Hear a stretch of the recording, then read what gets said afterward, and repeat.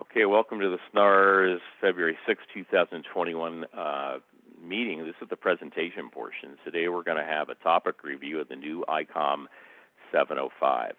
The way this topic came about is it's a fairly new radio. A handful of people have them in the club, and one of them is none other than our own Chuck Farnham, WD6CHC. So went to him and said, "Hey Chuck, could you do a little Q&A?" And he said yes. Because he's got a few back problems, he says, could we pre-record it, which was great. So Wes, KG7QXC, and myself did a little recording, and we're going to play it here. And then if we have time, we can stick around for some more questions. Before we do, let me just bring up a little bit about the radio here. And first, we'll start with something really kind of fun, and that is on Chuck's QTH. This is his location. So Chuck, we're going to open your mic here and just tell us what you're seeing here so you can describe it if you would. Unmute yourself. Did I give you the con? Yeah. Chuck, can you unmute yourself? We might need to help you, Chuck. There you go. There you go. So go ahead and describe it, and then I'll scroll down so you can see more. Yeah, what's going on there is I have a bunch of junk in the bedroom, basically. And you've got an Amazon Echo show on top, so I can watch TV, I can get weather, I can look at propagation. It's got a web browser. The 705 in the middle, and that's a G1 Zygu that I picked up, and the LDG 705 tuner. The best part is it's all sitting on a multi-level dish strainer. I love that thing. And it's just sitting on the nightstand. Other than that, that's what we got. Yeah, let me go to a couple. I think I have more pictures in here. Maybe not. I thought I did. Okay, thanks, Chuck. I'm going to leave your mic open in case we need you. Here we go. So now, go ahead. What is this? What are we looking at here? That's the full-on screen. That's the D-Star picture option that's built into the radio. And you go to Reflector 72D all day long. There's a bunch of us that just pass digital pictures back and forth. You look on the left there, you can see the black spots are where we didn't get complete transmission of the previous guy's photo. Right in here, yeah. On the right, that is my station from 1976 with an old TRS-80 Model 1 computer and a fully AC line. But you push the transmit all button, and that picture immediately goes to 72D. And anybody who's monitoring 72D will get that photo. And it's incredibly simple to run. Very cool. We'll show a few more things in the shack, and then we'll show you a little introduction. You want to talk about this little kind of review and where to find it? It was Monitoring Times. The guys from Monitoring Times tend to be QRP guys. And this guy went and did an incredibly long, in-depth review of the product. He went through everything you could. The QSD version of the review for this thing is not nearly as complete as this guy's stuff. So if you look up Monitoring Times, it's the latest issue. Okay, and the QST, this is in February of 2021, and for Monitoring Times, and the QST I think was also February. So a couple good articles of what people are doing here. Okay, before we go in and show the first little intro video, do you want to just describe, like in a quick bottom line nutshell, what this radio is? Not all the details, and then we'll show a little short 3-minute video. It's basically a 7300 that will only do 10 watts and has every mode you could possibly want built into it. That's the easiest way to describe it. It's a little more than a handful to hold on to. Not much more, but that's about what it is. And a 7300 is a 100-watt Icom radio that many of you know about that goes 160 through 6 meters in all mode receive. But your other one, also your 705, and those 10 watts, it's portable. It's got 2 meters, got 440, and it's got D-Star. Correct. Okay, so what we're going to do now is we're going to show a short little info clip that will tell you about the radio.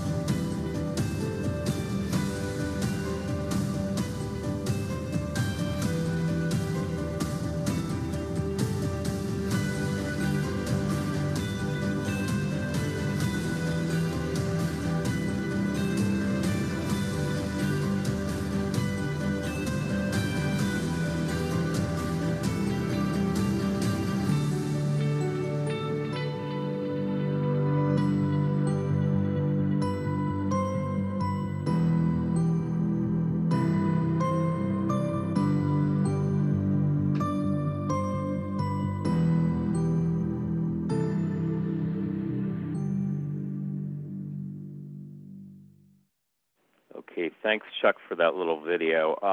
You want to say one or two minor things before we go into the interview? Because in the interview, it's about 25 minutes, and we've just got a ton of great details and perspectives from Chuck. Anything you want to share? The other thing is you want to look on YouTube for, there's a video by a Japanese girls ham radio club. And they're going to Mount Fuji or somewhere, and they sit there and talk about how they're going to go and how they hook this thing up. Pay particular attention to the backpack, because these girls used a couple of clips that are incredibly hard to find for mounting. You can mount antennas to the side of the backpack. It's got a plate on it specifically for that.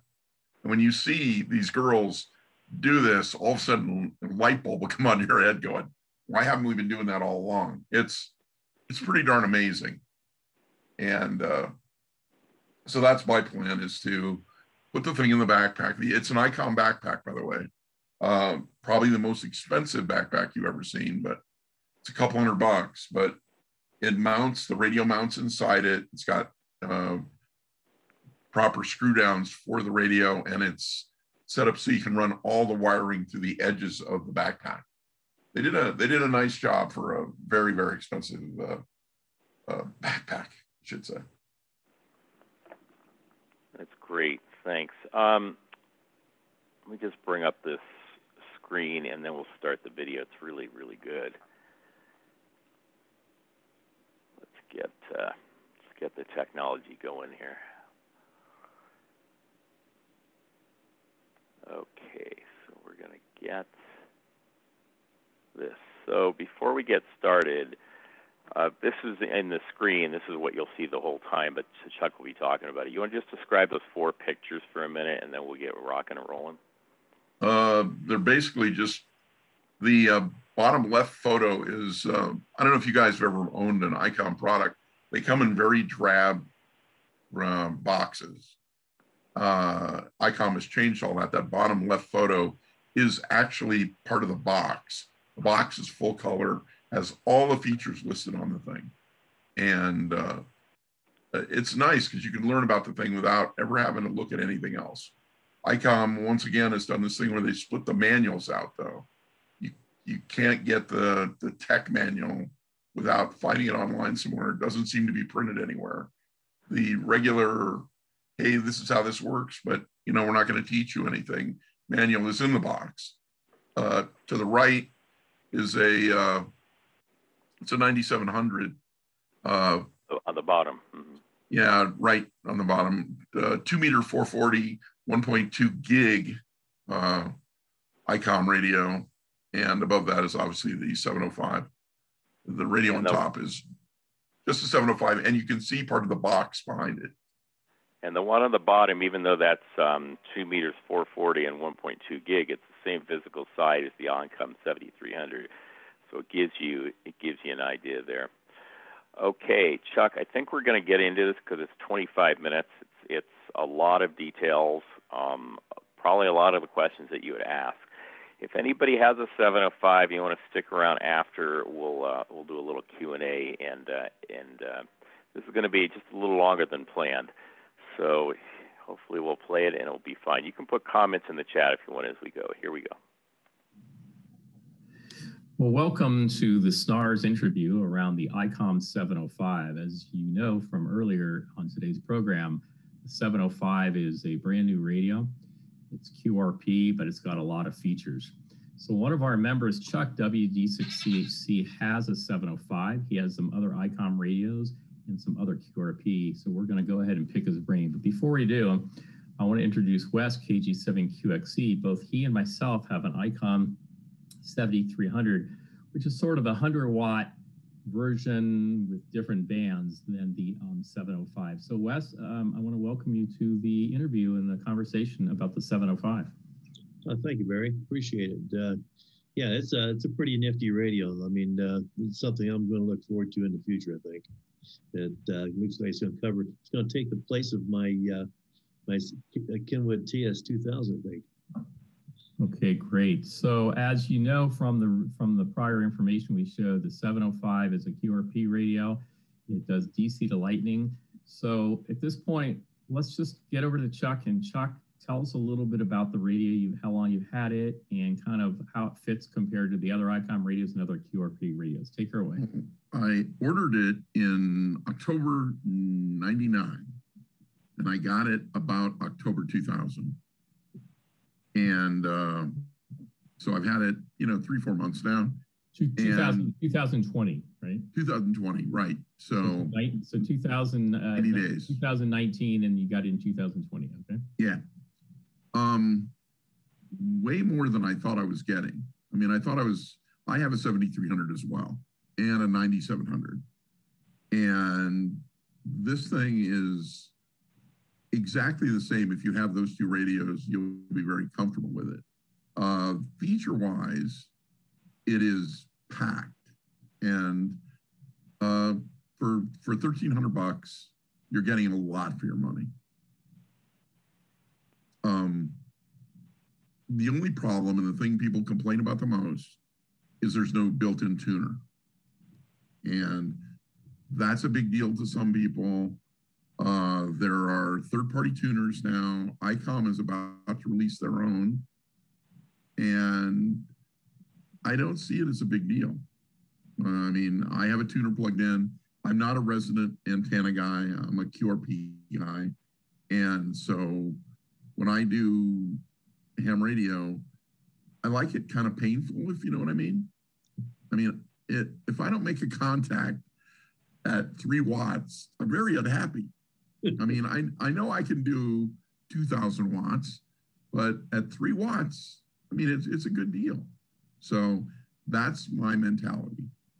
Let's talk about a few of the features. And just for those that don't know, an Icom 7300 is a 100-watt HF rig that goes 160 to 6 meters and all receive everything in between. The 9700 is a 2-meter 440 1.2 gig. And if you look on the bottom right picture, you'll see here the Icom 705 sitting on top of a Icom 9700. And is this correct? The 9700 and the 7300 are the same physical size in the box there? It's the same screen on both rigs. The 705 has 2 meters, 440, the same HF coverage as the 7300. So that's 6 through 160. And it has the air band. So aircraft AM. Yeah, and it's also almost the the preeminent rig for if you want every single band and you don't want to buy 5 radios. Where you're going to lose out on is 10 watts. But if you want, they're now selling amplifiers for them fairly reasonable, $300-400. And how much power is that output? 100. And is that just 6 meters through 10, or does that include the VHF? No, just 6 through 10. Okay. So it's a QRP radio. For those that don't know in the club, QRP technically is 5 watts or less. On an HF, that's a small amount. This is double that, it's 10 watts. And one of the things I'd imagine is great if you want to go hiking or out in the field, right? Right. What you can't see in the pictures is it looks like it's not very deep. And it's probably, I want to say, close to 3.5 inches deep. There's a good backside to the thing. What do you think it weighs? 5 pounds, maybe 4 pounds. With the battery. Yeah, and it uses the same battery as Icom handy talkies use. Okay. They clip right in. What kind of connection do you have in the back there, Chuck? For power? No, for connections to an antenna. There's one BNC. One BNC. Okay. So you're going to spend some dough and buy yourself a duplexer. Gotcha. $55. The Comet one works really well. Yeah. Matter of fact, it's recommended. I think it's a Comet 705T or something they're calling it. So that the duplexers to split off the VHF, UHF to one antenna and the HF to another. Is that the idea? Right. I'm running one HF antenna and one VHF, UHF antenna off the splitter, off the duplexer. So Wes, I have a question for you. It just as an example, your Kenwood 2000, it's got all the same bands, right? Is this? Yeah, that's 160 through 2 meters. Yeah, 440 rather. Excuse me. And I got 3 different connections there. I got 2 HFs, and I got UHF and a VHF connection on that. And the 6, I can isolate each one of them if I wanted to, but I have 442 and 2 meter on one duplex. Now, I could have got a three band duplexer because my 6 meter HF, which I put on the second HF thing, would automatically go to a 3 band duplexer, and it would link up no problem to a GP15, like which I have outside. Which is a VHF UHF antenna, right? Correct. Yeah, which is a 6 meters, 2 meters, and 440. Right. So this gives a little comparison of some other radios that do similar. So Chuck, tell us a little bit about D-Star, which is unique to this radio. It's Icom's version of digital. And the unique feature in the thing that they just started kind of pushing out works with a 9700. It's going to work with a 52A, which is about to ship, I think. It allows you to send photos back and forth like the old days when we used to do slow scan TV. Yeah. Except these babies come through really clean, and because the blocks are all digital, and they work really great. This thing also has built-in GPS, built-in Wi-Fi, built-in Bluetooth, and when the pictures come through, not only do you get the data from where the picture was taken, GPS wise, but also the connection where the guy is who's sending the photo. So you can see where everything is. So having a built-in GPS in the radio means you can do APRS and some other cool longitude, latitude type applications. Yep. And it works flawlessly. The reflector is 72D. Those guys are sending pictures all day long. I'll see a photo go, I'll throw a photo out. Somebody else will throw a photo out. Like I said, it's just like the old slow scan TV days. They even have a net on Wednesday nights at 5:30 where everybody checks in, then they all send it. Each person sends a separate photo. Tell us about the built-in Wi-Fi and how that, what do you use that for and how it works? Well, the plan, which has not been fully implemented yet, I don't believe, is that you'll be able to remotely control the radio. It's not fun. Yeah. Yeah. It's not pseudo-functional yet. I don't know a lot of people doing that. The other thing they did is they just did their first real update to the firmware, and they added a button for, God, what am I thinking? The other digital modes. So you can do FT8.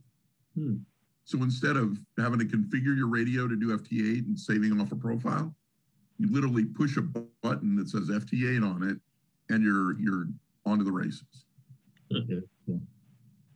And there's more spots for buttons. That's the best part, is they've got a long ways they can go. Oh, so they got buttons you can program on this? Yeah, you can also do it'll transmit RIDI and receive RIDI as well off of little scripts that you plug into the thing. Wow. I'm curious on something on the RIDI. Is there a soft keyboard or a keyboard on here? No. No, so you'd have to run a computer at some point. I mean, I went with a tablet because you can get in there with the Bluetooth. Nice. Do you have a direct connection to the computer? Yeah. Huh? You have a direct connection to the computer, like a USB? There's a USB port and there's a Bluetooth port as well. Wow. Like I can pass, the Icom makes software. You can pass the photos directly out of the radio from the software on a tablet or on your phone, actually. Even. I've done it both ways now. Yeah, a lot of options there. Yeah, a lot. I mean, it just, the more you play with it, you go, wow, I can't believe they built that in. I can't believe they built that in. And then somebody will go, yeah, but where's that tuner? I need that tuner. And the reality is, if you buy an L-Craft KX3, which would be the comparison radio, URP wise, you have to buy the tuner for that too. It goes inside it, but you have to buy it. Yeah. And it's, not cheap. Let's do a little comparison for those that like QRP and want to go out in the field between the 705, a KX3, a KX2, and maybe some other QRP radios, just to give people sort of a quick sense. It's maybe performance or the size or something like that. What do you say, Wes? I said you got the 818, excuse me. The 818 and 817, yeah. Yeah, the 817. Yeah. Or 818. Yeah. Well, if you're doing any kind of digital stuff with a KX3, KX2, you need a signal link. And of course, you're not going to have the PAN adapter. You'll also not have 2 meters unless you buy the 2 meter module, which is close to $300. That's an option. And it's only 2 meters. It doesn't get you to 440. Right. And the PAN adapter for a KX2 is north of $400. Yeah. And it's 2 different devices. So it's yeah, and it's hard to, I mean, if you're going to do QRP, you might not do it all the time. You may do it once a month or once every couple of weeks or whatever. KX2-3, remembering those menus is a real pain. The user interface. Yeah. It's really uncomfortable. And I mean, you can do it, but the guy who, built that firmware knew what he was talking about. And he didn't really share it with a lot of other people because it's a pain. You're only 2 levels deep, as you guys know, with the 7300. So We're two levels in. Yeah, as a comparison, I can tell you I own a 7300, love it. I own a K3, mostly like it. The user interface on the 7300 is super simple, love it, easy to use, very visual. The user interface on the K3, if I don't get in the cockpit and use it for a while, I forget how it runs. Now, it's got some features that run circles around the Icom 7300 when it comes to contesting and DXing. Right. I don't have a pan adapter. And so it's two different worlds. It's sort of like, I don't know if this is a fair example, but maybe Apple and Android, they both work. Which one do you want? Or maybe like a Corvette and a Subaru STI, they both work. So it depends what you want. The pan adapter becomes very handy once you start playing with it. Not having it and going backward to a KX3 would be, probably painful. Yeah, I think people that have KX3s and they take them out on the field for, say, SOTA, summits on the air, tend not to bring their pan adapter up on the hill. Right. And this way, this is the perfect reason to have this thing is you can bring your pan adapter up on the hill. Right. Yeah, it's all one. Easily. I know that on my 7300, the pan adapter, which looks the same as what you see here, it tells you a lot of visual information. It does. Yeah. Before we wrap up, I want to ask you a couple on the air things. So sure. First of all, when did you get it in 2020? What month? I got it in October. Okay, so you've had it maybe four months ish. Yeah. So tell us about a little bit on the air, both VHF, UHF, and HF. What's your experiences? I'm on the Jefferson NoonNet a lot, and every day I try to push the limit there. So I'm a good solid 2 to 3 watts, and I have no issue getting Los Angeles, Tehachapi, the guys up in Washington and Idaho, clear as a bell. Every day. What do you use in front antenna? Outside at the moment is high gain with a BTV, 5 BTV from 1976. Mm-hmm. But I've got stuff, I don't know if you can see this thing, I've got stuff like this, which plugs right into the radio. It's got a whip on it, and that's the other thing. You start accumulating little itty bitty antennas. Yeah, you can get to LA on 5 watts with this thing plugged into the radio in the house. So let's just talk about the power for a minute. So 5 to 10 watts is 3 dB, 10 to 20 watts is 3 more dB, 20 to 40 watts is 3 more dB, 40 to 80 is 3 more dB. So right there, that's 12 dB plus another 10 watts to get to 100, 20 watts to get to 100. So it's about 13.5 dB, a 100-watt radio over 5 watts. And this is 10, so it's kind of half that.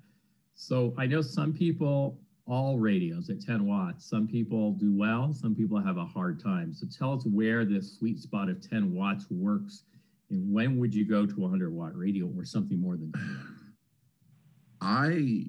I'd like to say I'd never go to 100 watts because I don't like doing it.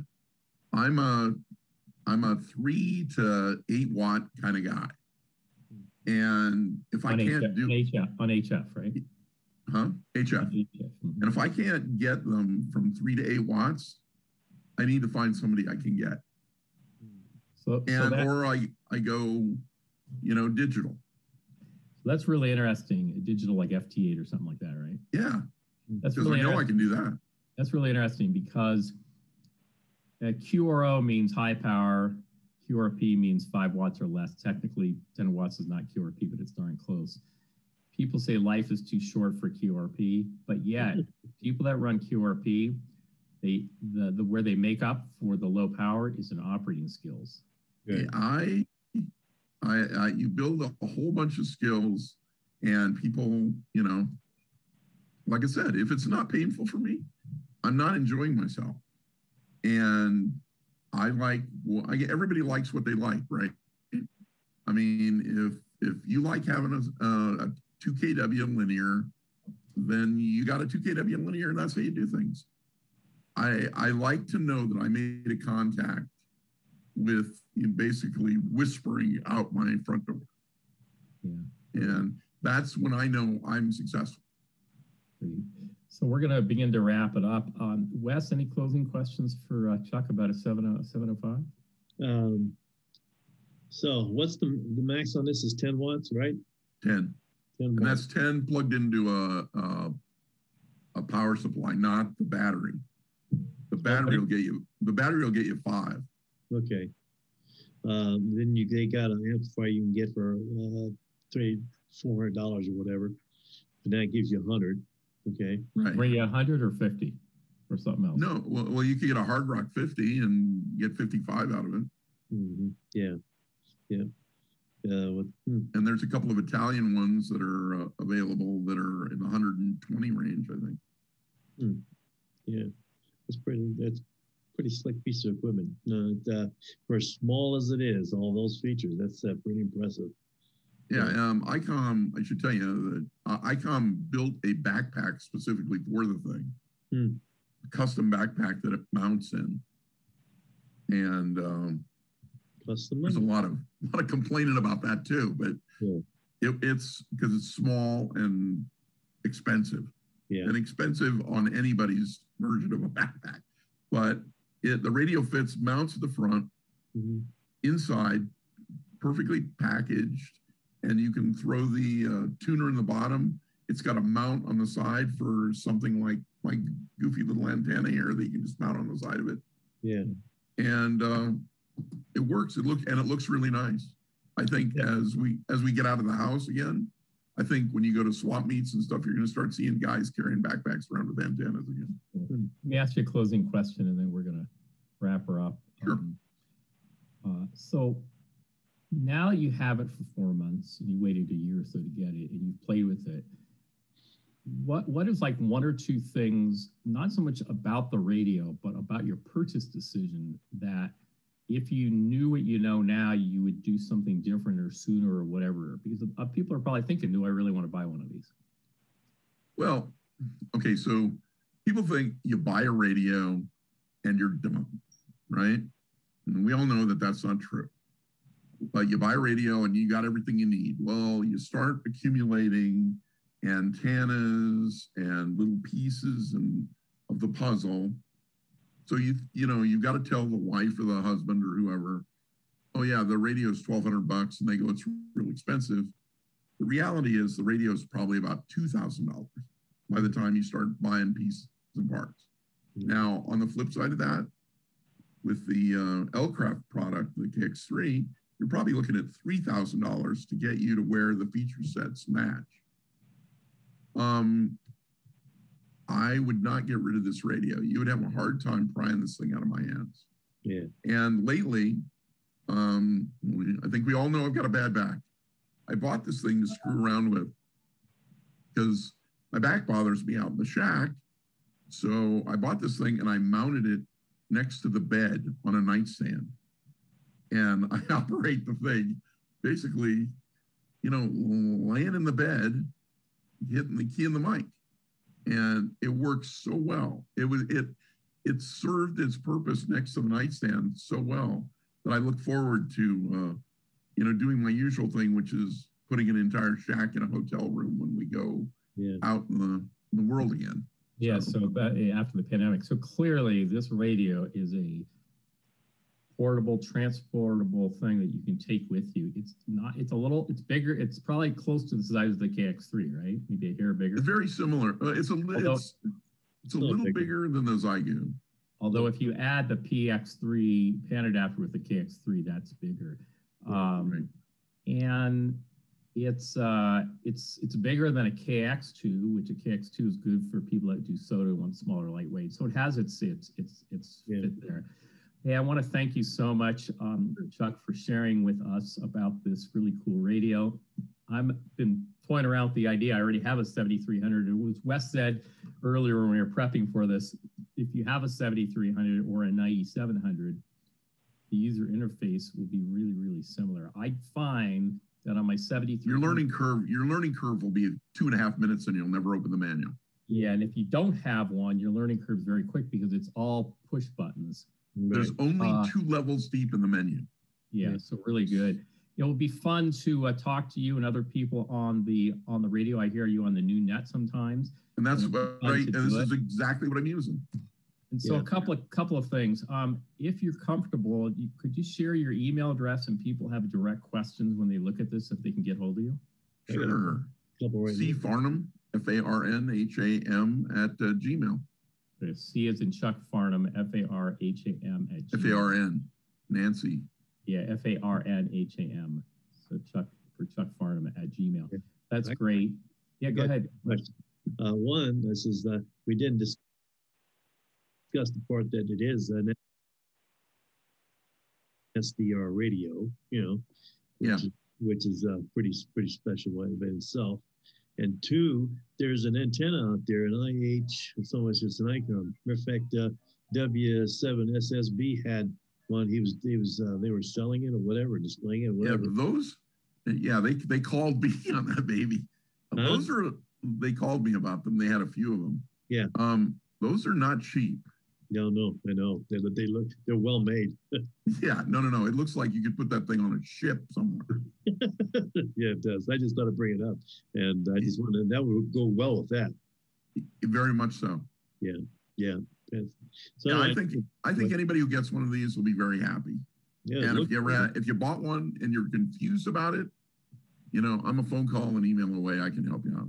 Yeah. Do you have a second? Thanks. Do you have a second question, Wes? Or that? No, that was it. I just remarks that it is an SDR radio, and that they had that one antenna out there. This would be a perfect match to that, but they're not cheap. But yeah, so anyway, that's about it. It's like I said, that might be my next radio once the TS2000 goes away. Okay.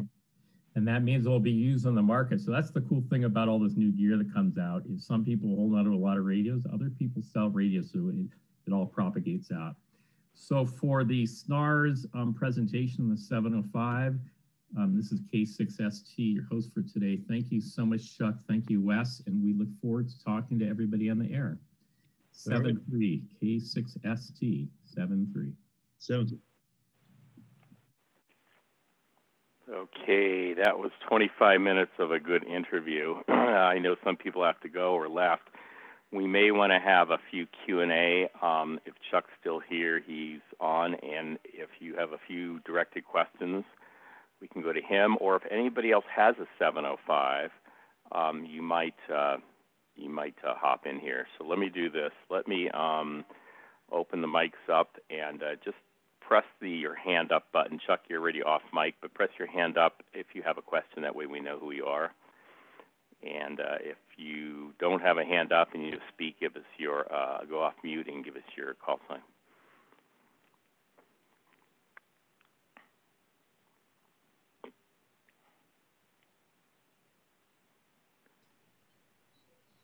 Well, Chuck, nobody so far. Go ahead, Wes, go for it. Yeah, two things, Chuck. One is that the bag you're talking about, what is it? How big is that bag for that radio? It's not as big as a standard backpack. It's a little bit smaller, and it runs $200. Gigaparts had a sale around Christmas time on them, which I think was a real good deal at about $120. It basically will fit the radio on the top. It's got a screw mount inside it, and it's got holes so you can pipe all the cabling through the edges of it. And then there's a plate on the outside for mounting antennas. So you can walk and talk, right? Yeah, I mean, it's smaller than, it's like, I want to say like an average woman's, when you see a woman walking down the street, she's got a big purse. It's about the size of that big purse. Okay. All right. I'm just curious how big it looks. I saw that. Actually, while you're talk amongst yourselves for 2 seconds, I can show it to you. I ain't got nothing to say to myself. Yeah, he'll probably get that cool bag, thing. Does anybody else have a 705? And when I say raise your hand, what I prefer is if you can raise a hand on the computer system. It's under raise hands or under participants, and I can find everybody because I don't see everybody on the screen. Does anybody have a 705 existing? Just to unmute yourself and let me know who you are. There's a couple of people in the club that do. Okay, Chuck's coming back. Yeah, who's that? Jerry. Jerry what? Oh, Jerry Miller. I have a 705. Oh, you KJ. What's your call, Jerry? Give us your call. KJ7 Golf Echo Zulu. Good. Good. So while he's getting he's got the backpacks. We'll go to you in a second. So show us the backpacks there, Chuck. You can see with my hand here how, you know, it's not very big. There's a mounting bracket, the antenna. okay. But it's not huge. So it's kind of about the size of maybe a luggable that you put a laptop in, or maybe the size that a youngster would wear, maybe something like that. Not a really big one, is what you're saying. No, yeah, it's more like a Skate case. Yeah, a kid in 6th grade would carry as a backpack. Yeah. You can put cable and all the antenna. You probably put a whole bunch of stuff in there underneath the radio, huh? It's you know, I've already got, there's a 350 in there, and it well, Icom's antenna tuner is literally going to take up half of the inside of the backpack. And that's bigger than the one. It's bigger than the one from LDG. Oh yeah, yeah, and twice as thick. Okay. We'll go to Jerry. Hold on just one sec. There's a question that John Jorgensen put in. How does the 705 compare to the Zygu? And I guess it depends which Zygu, but you have a Zygu. What would you say? Which model Zygu do you have, and how would you compare it to? I have that little itty bitty one. What is the number on that thing? 90 maybe? No, it's smaller than that. It's a G9. I've got the smallest little one. You know, it's the Zygu stuff is incredibly inexpensive, so you got that going for you. I think you know, this thing's got a color screen and that doesn't. I think John's got the Zygu, doesn't he? John Jorgensen, what Zygu do you have? Go ahead and open your mic. No, Byerly. I think Byerly. Oh, Don Byerly. Can you hear me? I don't have one. Yeah. I don't have one. Oh, you don't have one. Okay. No, John Byerly, I'm just curious. I see them; they're really cheap, and I'm wondering what you lose with one of those versus. Well, you probably won't get the VHF, UHF, and you won't get the PAN adapter, and you won't get the easy use probably. So you don't get anything. No, you get a radio. It's just it's the difference between you know, not a low end, but there's less features. You can still get on the air with it. John Byerly, are you? Itty bitty, the little itty bitty Zygu is fun to mess around with, and it costs a couple $100. Right. Yeah, so this is $1,300. Is that right? $1,299 is the current going rate. Yeah, $1,299. One of the questions somebody asked me through text, and I'll just bring it up, is, you know, could there be a group buy? I'm not going to say yes or no. That we need 3 things for that. I'd have to go to some vendor and ask them how many we'd have to buy. Second of all, the club would have to decide to help do that, which we may or may not do. And then, of course, the big thing is, do enough people want to put in a bunch of cash? And how big the discount is, no clue. But I will say that if you buy enough of anything, usually there's a discount. How big is the discount? Who knows? So no commitment, interesting idea. If there's enough people interested, I'm happy to go check it out, and we'll see whether or not we could even do it, or if it even made sense. I don't know if it does or not. I don't know if SNARS wants to get in the business of doing this, although we have done group buys on things for DMR radios in the past. Let's go to Jerry. Jerry, tell us about your 705, what you use it, and how do you use it in a little bit, so we get another perspective. Okay, I'd like to echo pretty much what Chuck said as far as usability. It's very user-friendly. This is my first Icom radio, and I'm able to get around it, navigate it, and sure, you have some hiccups like making a recording for CQ, and then hitting the play button and realizing that you're on the SNARS network. And that's what we were talking about yesterday. I couldn't figure out what that comment was. Yeah, exactly. Yeah, that was it. I didn't know that there's a way you can test what you recorded without being on the air. So that was one thing. It is very user friendly. I rarely look at the manual. It's very easy to use. And I was wanting to ask Chuck about that small antenna that he showed that he was getting bands inside the house with. What was that, Chuck? That's a weird little Chinese antenna that I got. The Magic HF antenna, it's called. It's about 100 and I think it was 130 bucks. If you send me an email, I'll send you a link to it. And that was Farnham at what? See Farnham at Gmail. Okay. Also, you probably want to look at the. This is it's the Comet version. I think there's an MFJ version as well. The 350. A lot of people using the 350 with it. Okay, great. My purpose right now is to get to do some parks on the air, take it on the road, maybe do some summits in the air, and right now I'm getting everything ready to go to like Fort Churchill or out in that area, and not have to drive back to pick up something I forgot to take. Over to you, Barry. Good. Dave Diaz, I think it's DEAS, asked a question. Is the backpack just an upgraded IC-703 backpack? Any thoughts on that, Chuck? No, because I don't think the 703 had a plank on the side of it. I think they totally re-imaged the backpack just for this radio. Okay. So I am going to make a comment on something before we do a couple of questions. One of the biggest overall questions people say with low power, 5 watts, or in this case it's 10, because QRP is officially 5, is there enough power? That's the number one question asked. Well, compared to 100, it's, 5 watts to 100 is 13.5 dB. It's a big number. Like Chuck said, he can get out. It's really, a lot of it depends on the antenna. That being said, I have a challenge for all of us, and that is those with a 100-watt radio or a more than 5-watt radio. If you want to know what it's like, get on your radio when you have time, particularly on we're talking probably more on HF than on the repeaters, and crank the power down. So I have a 100-watt radio. You want to know what a 10-watt radio works like? Cranking down to 10 watts, get on the air. You'll get a good feel. Now, is it a different radio? Yes. But as far as the power level, that's what you'll feel. We were talking about this the other day, and I like Chuck and Wes's comments on this.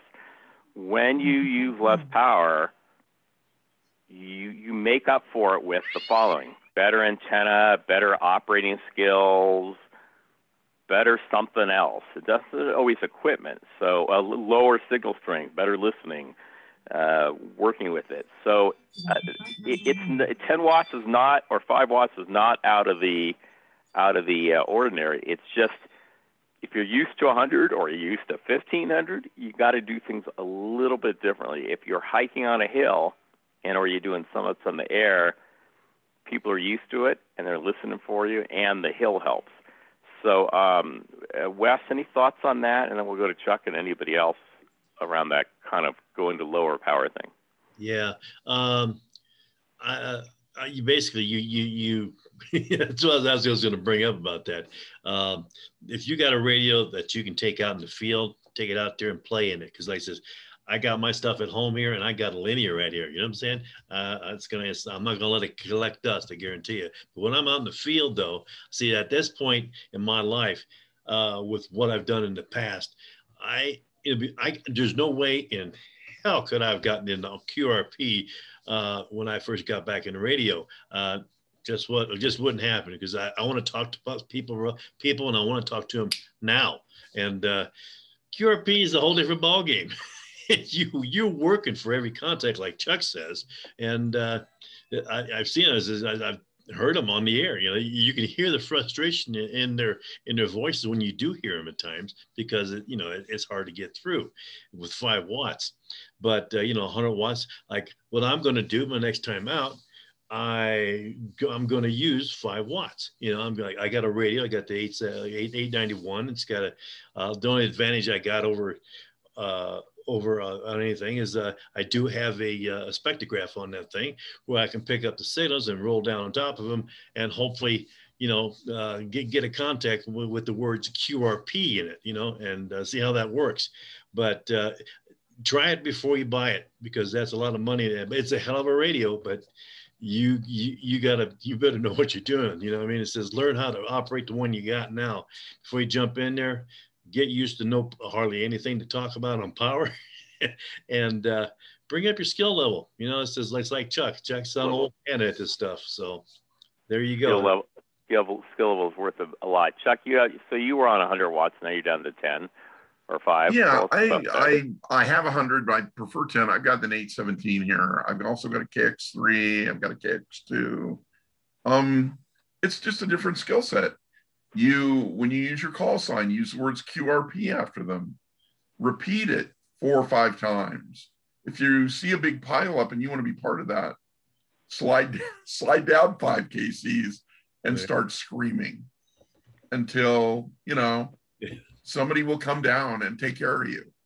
Cough drops are a good thing to have because your voice will go really, really quick if you're doing QRP. Oh, yeah.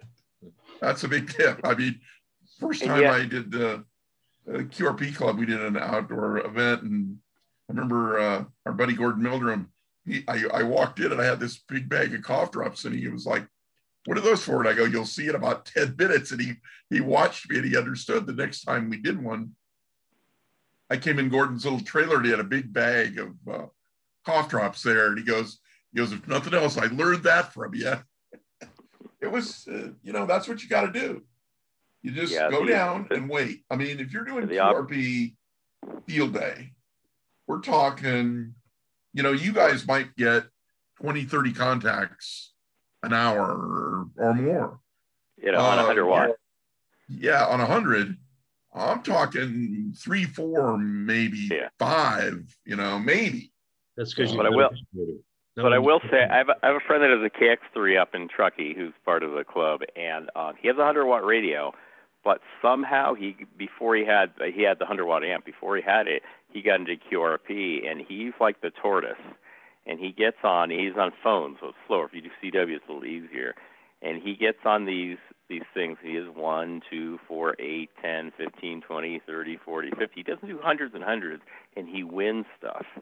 So it's a different skill. Now, if you're going to go out yonder and you're hiking, you know, lugging a 100-watt radio and a big battery is just not very feasible. If you're going to a car and you're going to lug it from the car out to the park, yep, you can do that. So it just depends what you want. Okay, a question came up. What Icom battery pack does a 705 use? Tell us a little about that, Chuck. Well, it's the whatever the standard one is that comes with the 51A, and they're about, and I think they just released a bigger one. So it's something that comes on the back of the HT. That's the size of the battery, and you pull it off. That's the size of that battery, and you put it on there. Now that if you do that, you're only getting 5 watts, right? Right. So you either have to go to a larger external battery or a power supply to get 10. Right. I'm using a power supply in the house from Precision Engineering. They're the ones who did the one for the KX3, and we've all got the lithium-ion batteries. You know, and you drag a couple of those with you. Those are light. Yeah.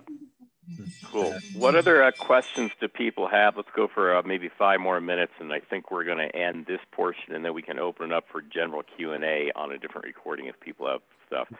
So what are the questions specific to the 705 do people have for Chuck? Let's go ahead and open your mic and give us your call sign. Well, I'll say something. Okay, you say something.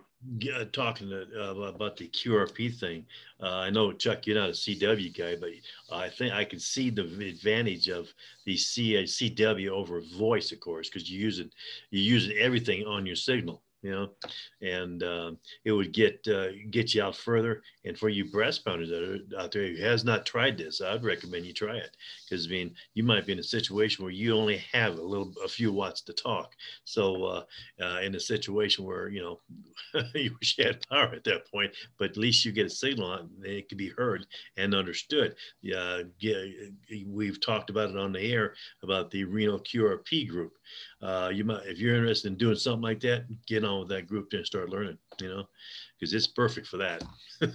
But anyway, get out there and try it, and use your own radio if you got another radio. If you don't, well, like I says, you heard what he said about what it cost, you know what I mean? And, you know, it goes on and on and on. It's like any hobby, you just keep adding to it, you know? So anyway, that's all I had to say. I just want to say it to it. And oh, Chuck, that 5BT you have? Yeah. BTV? Mm-hmm. Yeah, BTV. Yeah, exactly. It says, hey, check the 20 meter coil. See if my initials are on that. Oh, yeah. That was my that antenna was on top of K7VY's house. That is the Gary Grant K7, and it's ground mounted here, by the way. Okay. Ground mounted with a whole bunch of radios. I thought it might have been mine because I had one years ago. I loved it, man. You know? Oh, I think everybody had one years ago when I first got into ham radio. Yeah. I saw that. I was dreaming. I'm like, oh my God, that's the most beautiful thing I've ever seen. There you go. Okay. Okay, before we close this portion, final call for any questions specific to the 705. Anybody have anything? AJ7NUJ. Yeah, go ahead. Good morning, everyone. Chuck, I have a question about the USB connection. If you connect that to a PC, what kind of capabilities does that allow you to have from the PC? That'll give you all the digital modes, FT8, things like that. You can run WSJT, RIDI, PSK, anything, everything. There's one little caveat here. If you want to, hey, is there a problem with the radio? That connection between the radio and the computer, you need the smallest, nicest USB cable you can find. Be the best way to describe it. It's very sensitive to communicating over USB unless you don't buy the cheap Chinese cable. Spend some money. Go to triple. I want to show you something. This is a longer one because I use it for my Icom 705, but I do want to talk about this. Right. I was getting RF into my 7300. 7300 has the same thing. It's a single cable, and it has a sound card built in. So I was getting RF into it. So I mentioned this to John Byerly, our president. He says, go buy this thing. It was like $6 or $8. It's made by Trip, and it's two things. It's shielded. It's just a regular USB on different sides, and it's shielded, and it's got a choke on it, or a cord on it. Anyway, all my RF problems went away, which makes sense. Now this one, when you say the smallest, is that because of the RFI? What's the reason for that, Chuck? Yeah, it is. As a matter of fact, I just ordered some RF chokes. So this I've got a 3-footer. Matter of fact, I have the one that comes from RT Systems. They make programming software for the 705, and those guys are known for really nice cables. So I ordered the RT Systems software for programming it, knowing I would get their really nice cable. Yep. So the 2 cables I had here would not work. So is it the same as the 7300 in that there's a built-in sound card and you can control everything? Yep.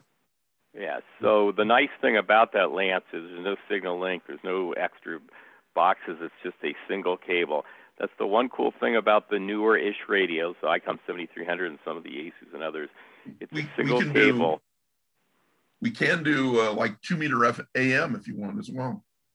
That's cool.